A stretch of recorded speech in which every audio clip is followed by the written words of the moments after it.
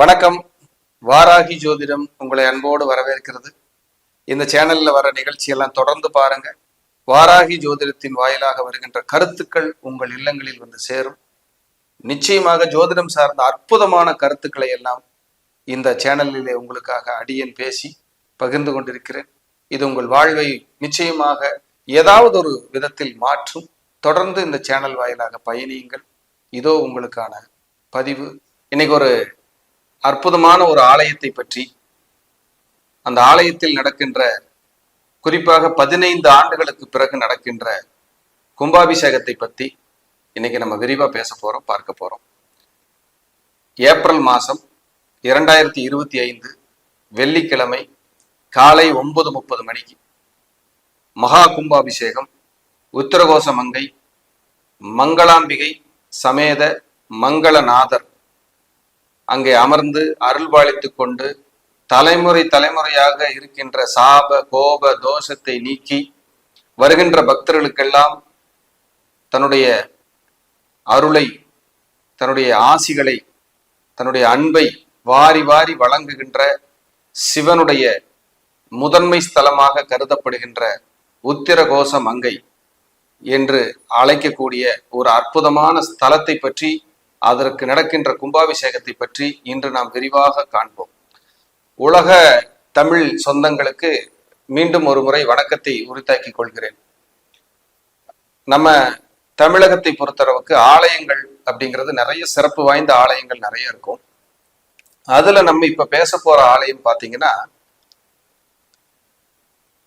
ஆலயங்களிலேயே, அதாவது இந்த தமிழ்நாட்டுல இந்த புண்ணிய பூமியில, இந்த இதுல நம்ம உலகத்திலேன்னு வச்சுக்கலாமே, புண்ணிய பூமியில நம்ம தமிழகத்துல முதல்ல தோன்றிய ஆலயமாகவே கருதப்படுகின்ற ஆலயம் வந்து உத்தரகோச மங்கை.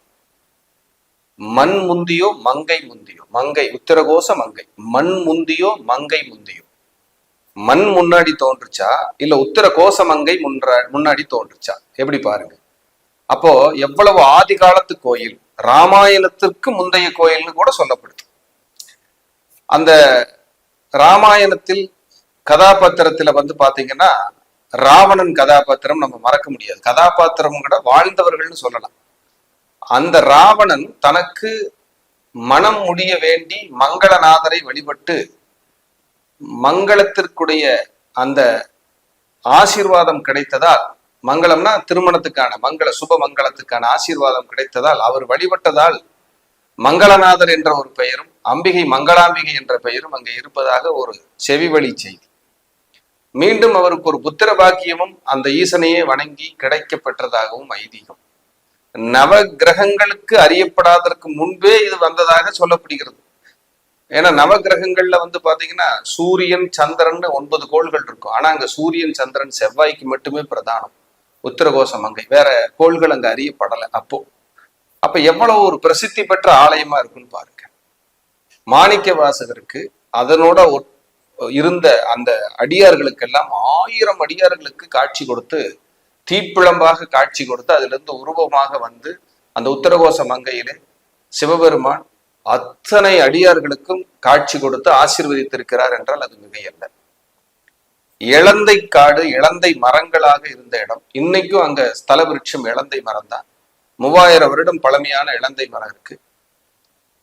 நடராஜர், மரகத நடராஜர் இருக்காரு. மார்கழி மாசத்தில் நடைபெறுகின்ற அந்த மார்கழியிலே நடராஜருக்கு செய்யக்கூடிய அந்த திருமஞ்சன அபிஷேகத்திற்கு அந்த ஒரு நாள் மட்டும் அந்த சந்தன காப்பு களையப்பட்டு அந்த முழு திருமேனியிலும் காணக்கூடிய பாக்கியம் கிடைக்கிறது.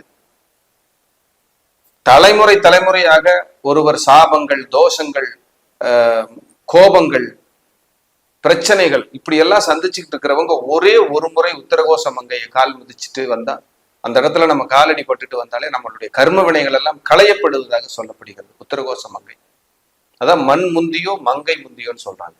அப்படிப்பட்ட சிறப்பு வாய்ந்த ஒரு அற்புதமான உத்தரகோச மங்கை ஆலயத்திற்கு வருகின்ற ஏப்ரல் 4ஆம் தேதி 4/4/2025 வெள்ளிக்கிழமை 9:30 மணிக்கு கும்பாபிஷேகம் நடைபெற இருக்கிறது. உலகெங்கும் வியாபித்திருக்கின்ற தமிழ் சொந்தங்களுக்கு இந்த செய்தியை நான் கொடுக்கணும்னு எனக்கு ஒருத்தவங்க கூப்பிடுறாங்க. ஒரு முக்கியமான தமிழகத்தின் முக்கிய நபர் கூப்பிட்டு, இந்த மாதிரி உத்தரகோச மங்கையினுடைய கோயில் ஆலயம் கும்பாபிஷேகம் நடக்குது, ஏன் நீங்க உங்க சேனல்ல நீங்க பேசுங்க, கண்டிப்பா இது இந்த சேனல்ல வந்து நீங்க பேசுறது மூலியமா சிவனுடைய ஆசீர்வாதம் உலக மக்களுக்கெல்லாம் போய் சேரணும், நம்ம ராமநாதபுரம் மாவட்டத்துக்கு மட்டும் இல்லாம எல்லாருக்கும் போய் சேரணும் அப்படின்னு சொல்றாங்க. அப்ப இந்த உத்தரகோச மங்கை எங்க இருக்குன்னா, ராமநாதபுரத்துல இருந்து ராமேஸ்வரம் செல்லும் சாலையிலே இந்த உத்தரகோச மங்கை இருக்கிறது. பாருங்க, இந்த உத்தரகோச மங்கைக்கு முன்னாடி திருங்கிற ஒரு அற்புதமான ஒரு அடைமொழி வருது. அந்த கும்பாபிஷேகத்தில் கலந்து கொண்டு, ஏற்கனவே பொதுவாகவே ஒரு கும்பாபிஷேகத்துல கலந்துக்கிட்டோம்னா நம்ம தோஷங்கள், பிணிகள், கர்ம வினைகள் எல்லாம் நீங்கும். தலைமுறையாக இருக்கின்ற சாபங்கள் கூட நீங்கும். கும்பாபிஷேகம் காண்பது கோடி புண்ணியம், கோடி தோஷ நிவர்த்தி, இப்படி எல்லாம் சொல்லப்படுகிறது கும்பாபிஷேகம் நாம் காணும் பொழுது. ஆனா ஒரு சிறப்பு வாய்ந்த ஆலயத்தினுடைய கும்பாபிஷேகத்தை நாம் காணும் போது நம்மளுடைய லைஃப் எவ்வளவு தூரம் இம்ப்ரூவ்மெண்ட் இருக்குன்னு யோசிச்சு பார்க்கணும். அப்படி உத்தரகோச மங்கை ஆலயத்தினுடைய மங்களாம்பிகை சமேத மங்களநாதருடைய ஆலயத்தில் நடைபெறுகின்ற இந்த கும்பாபிஷேக திருவிழா மிக விமர்சையாக 15 ஆண்டுகளுக்கு பின்பு நடைபெறுகிறது. ராமநாதபுரம் மாவட்டத்தில் இருக்கிறது. ராமேஸ்வரத்துக்கு பக்கத்தில் இருக்கு இல்லைங்களா ராமநாதபுரம், அங்க இருக்கு இந்த உத்தரகோச மங்கை, உத்தரகோச மங்கை. பக்கத்திலேயே வாராகியும் இருக்காங்க. அந்த உத்தரகோச மங்கை ஆலயத்தை பத்தி பேசிக்கிட்டே போல, அவ்வளவு சிறப்பு வாய்ந்த ஆலயங்கள், அவ்வளவு விஷயங்கள் அங்க நடக்குது. தாளம்பூக்கு வந்து எந்த பூஜையிலையும் நம்ம இறைவனுக்கு சமர்ப்பிக்க மாட்டோம். அப்படிப்பட்ட தாளம்பூ வந்து இரவு நேர பூஜையில் அங்கு இறைவனுக்கு சமர்ப்பிக்கப்படுகிறது. தாளம்பூவிற்கு தோஷத்தை நீக்கி இறைவன் ஏற்றுக்கொண்ட ஸ்தலமாக அது போற்றப்படுகிறது.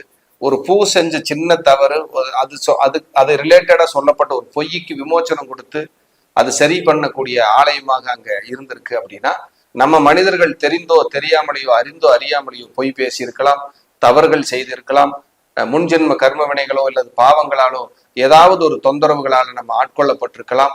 அதன் அடிப்படையிலே நமக்கு சில கஷ்டங்களும் நெருக்கடிகளும் வாழ்விலே வரலாம்.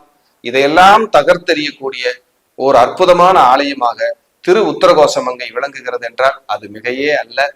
மெய்யன்பர்கள், பக்த கோடிகள், தமிழக மக்கள், மகளிர் மற்றும் குழந்தை செல்வங்கள் அனைவருக்காகவும் தான் இந்த பதிவு.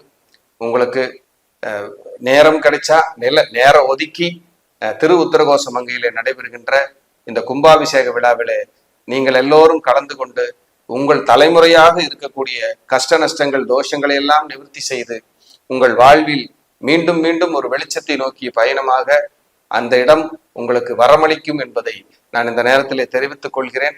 நிச்சயமாக உத்தரகோச மங்கையிலே நடைபெறுகின்ற இந்த கும்பாபிஷேக விழாவிலே நீங்கள் அனைவரும் கலந்து சிறப்பிக்க வேண்டுமாய் மித்ரா டிவி சார்பாக, வராகி ஜோதிடத்தின் சார்பாக அடியேன் அவினாசி ஜோதிலிங்கம் உங்களை நான் அன்போடு அந்த விழாவிற்கு அழைக்கிறேன்.